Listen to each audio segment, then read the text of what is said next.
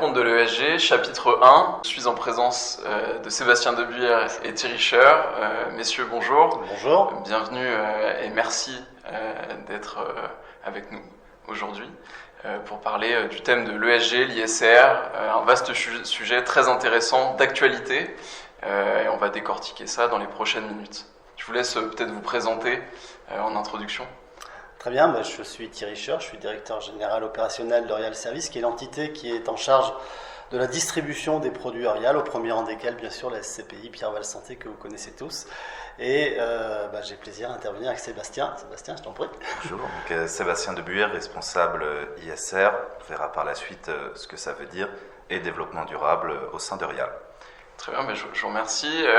Peut-être en termes d'introduction, pour les personnes qui ne seraient pas très à l'aise avec tous les mots-clés, les thématiques liées à l'investissement durable, peut-être Sébastien, je te laisse présenter les mots-clés du sujet. Oui, bien sûr. Du coup, ISR, qui veut dire investissement socialement responsable, c'est une démarche d'investissement qui vise à prendre en compte des critères extra-financiers. Ces critères extra-financiers donc, sont des critères ESG, environnement, social et gouvernance.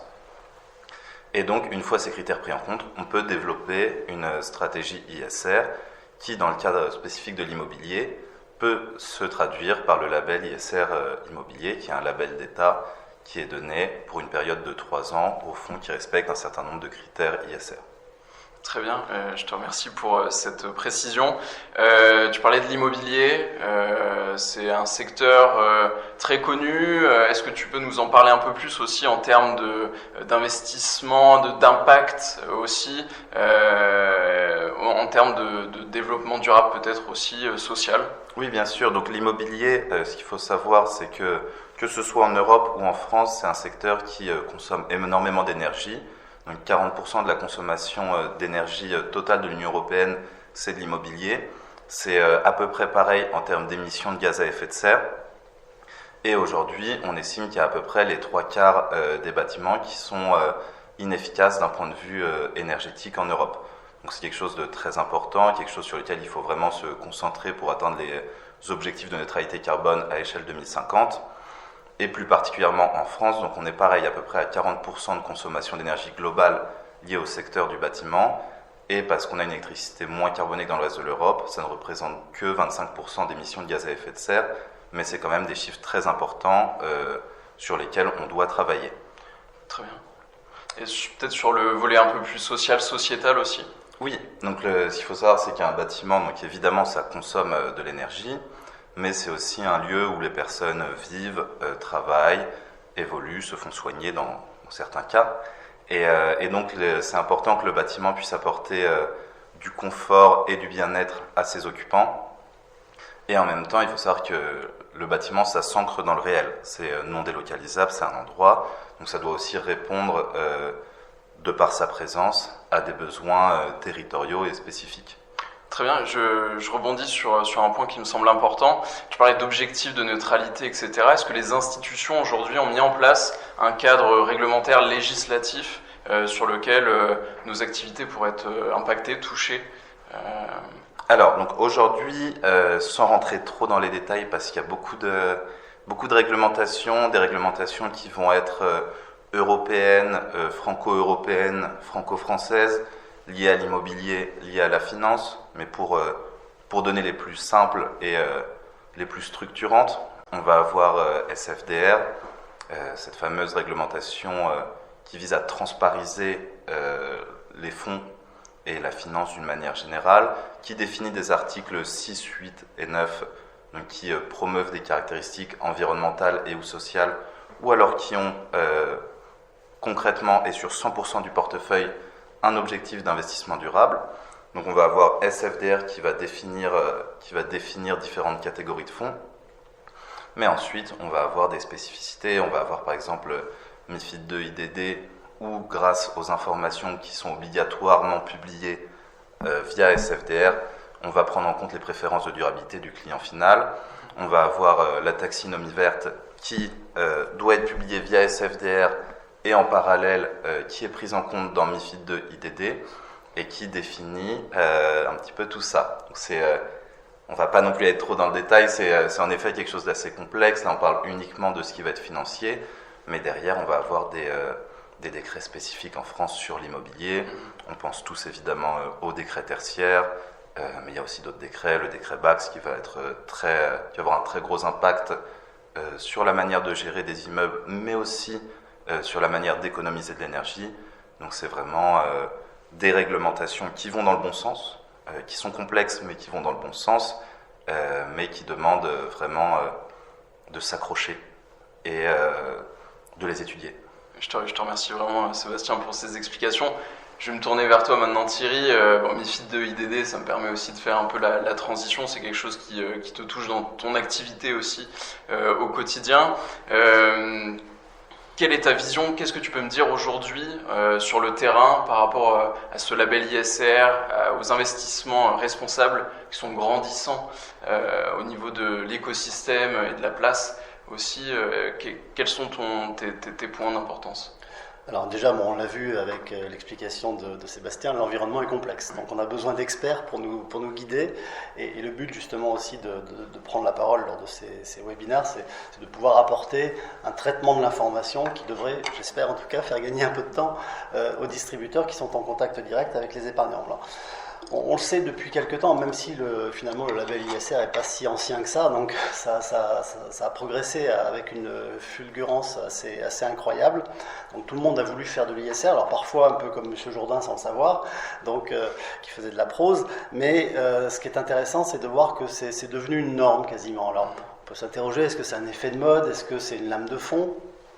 Moi, je pense qu'effectivement, c'est devenu quand même une lame de fond, même si, faut pas se le cacher, à une certaine époque, c'était probablement un petit peu accessoire, c'était encore un élément de mode ou une tendance, mais non, maintenant, c'est vraiment devenu quelque chose d'important qui fait que les épargnants, en règle générale, veulent aujourd'hui, alors c'est un peu banal de dire ça, mais veulent donner du sens à leur placement. Donc, ils veulent aussi comprendre comment tel ou tel type d'investissement, qui est finalement une sorte de blanc-seing qui est donné à un gérant pour suivre, en l'occurrence en ce qui nous concerne, donc des établissements, de surcroît des établissements de santé, comment finalement tout cela va-t-il soit contribuer au bien-être de la planète au sens large du terme, ou bien au contraire aller dans un sens un peu destructeur. Donc évidemment, on ne pourra parler encore une fois de sens dans ces placements que si et seulement si on a déjà affiché comme étant un prérequis la performance. Une fois qu'on est assez certain de notre performance, alors on peut parler d'autre chose,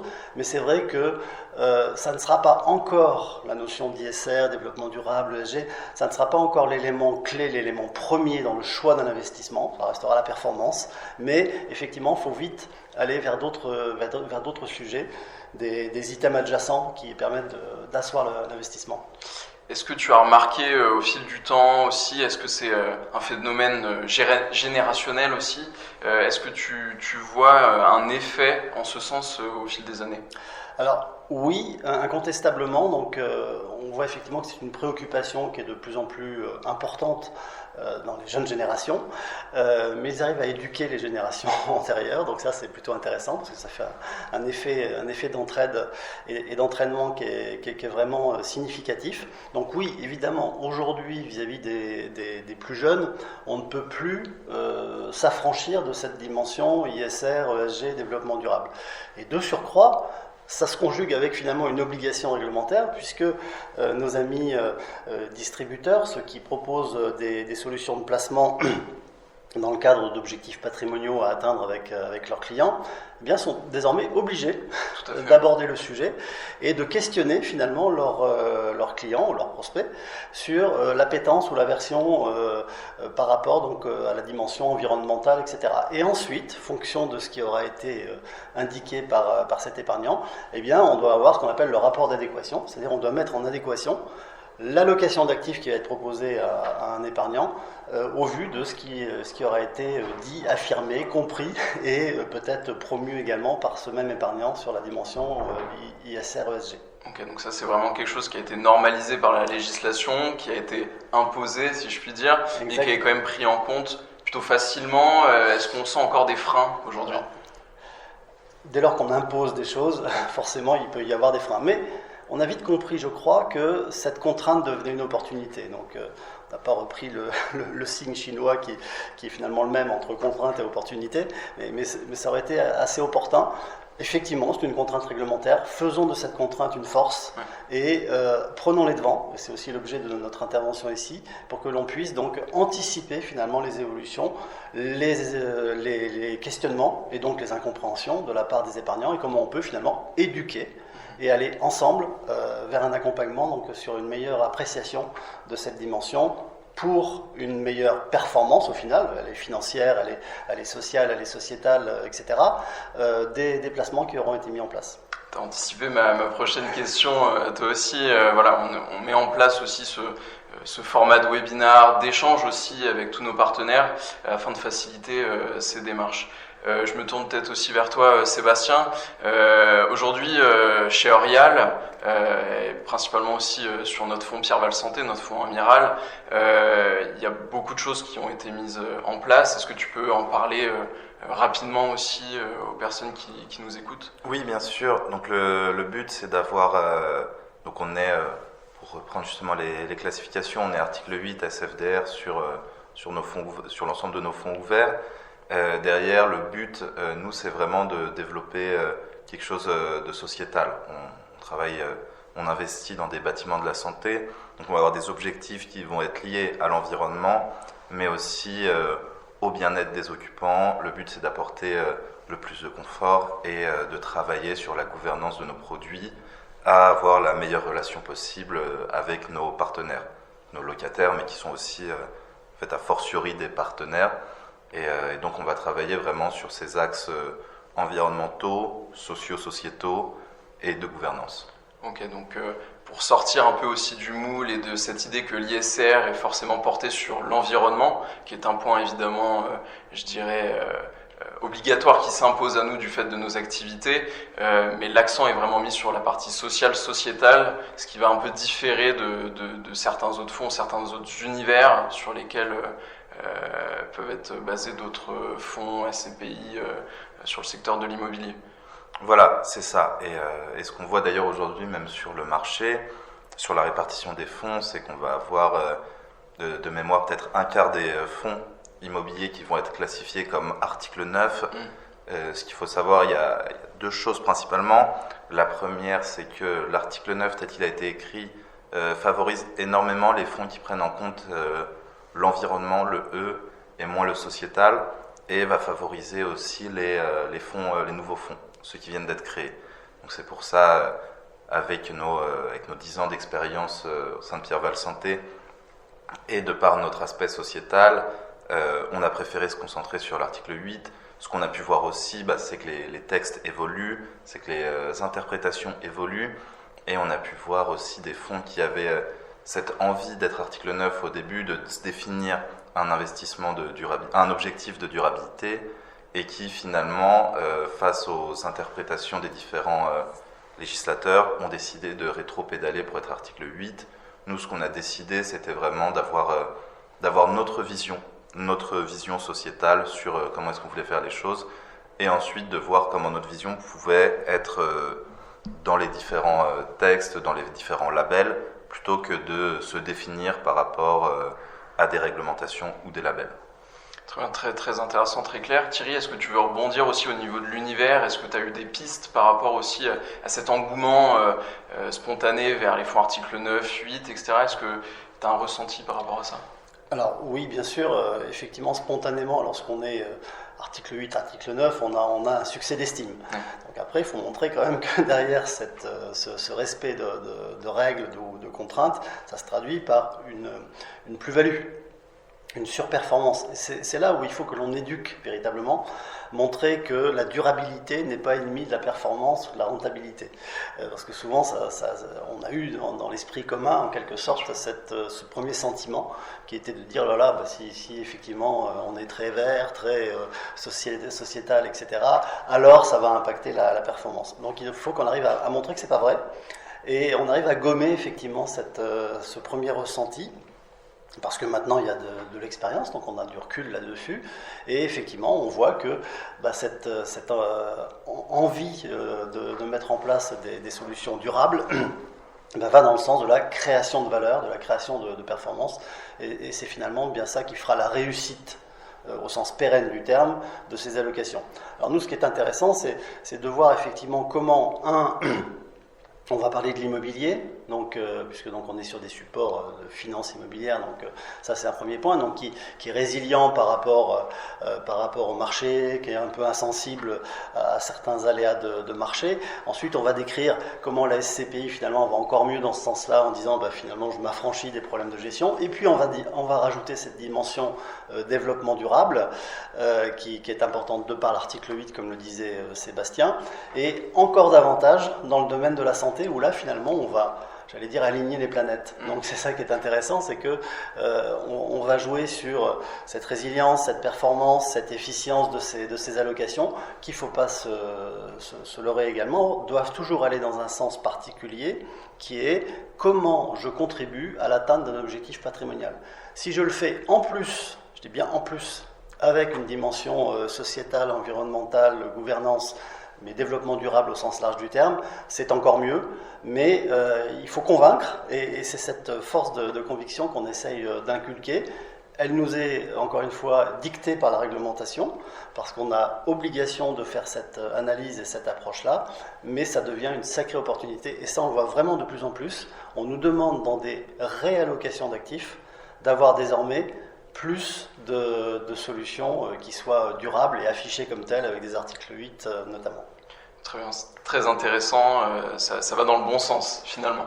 On y contribue et on estime qu'on a à la fois un enjeu parce qu'il y a des opportunités au plan commercial, c'est clair, mais on a aussi un rôle et une responsabilité. Et ça, je pense qu'on est tous convaincus de cette mission-là, parce que je pense que ça revient presque à une mission. Puis ce qui peut être souligné aussi, c'est que bien avant même que nous rejoignions tous Eurial, il y avait une volonté avec Pierre Val Santé d'être la première SCPI à fonds de partage avec l'ICM. Et donc il y a eu cette volonté depuis le début de contribuer à un intérêt sociétal, le développement durable dans son sens très très large, où il y avait une volonté d'aider à développer la recherche via nos investissements. Absolument, et c'est très important ce que dit Sébastien, puisque je pense que la dimension sociétale, qui est ce qui nous rythme au quotidien, pourrait se décliner finalement en 3 volets.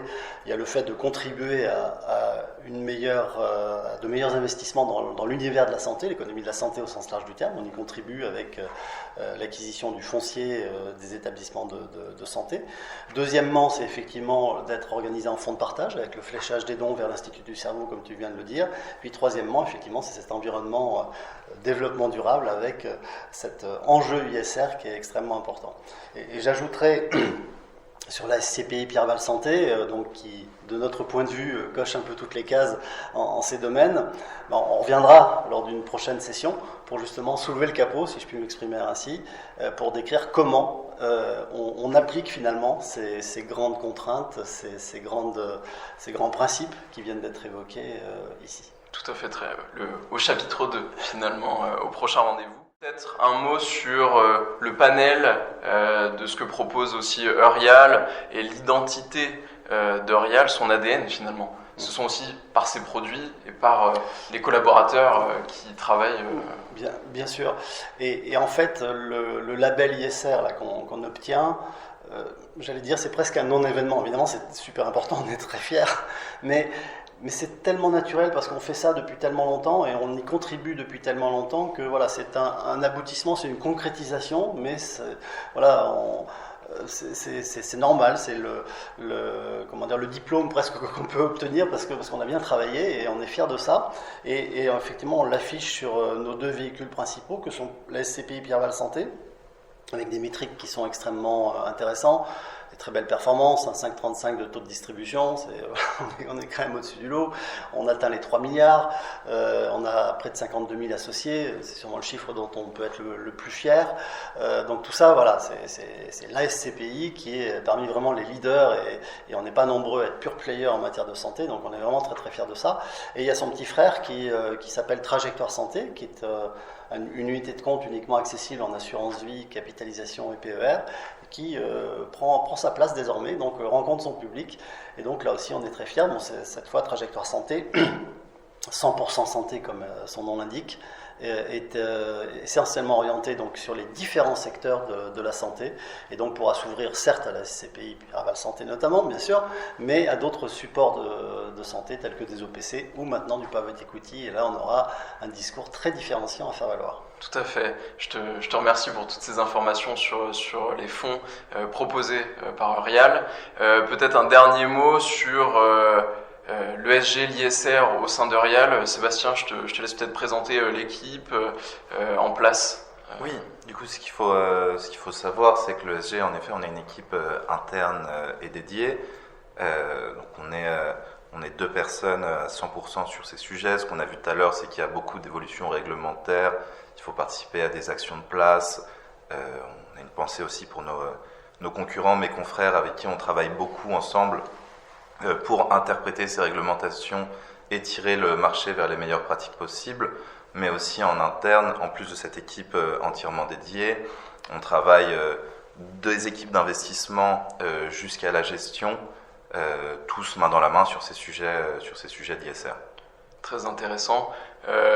Nous restons bien sûr évidemment en contact, en lien, si des questions éventuelles venaient à se poser à la suite de ce webinaire, auquel cas sinon on pourra y répondre aussi au chapitre 2.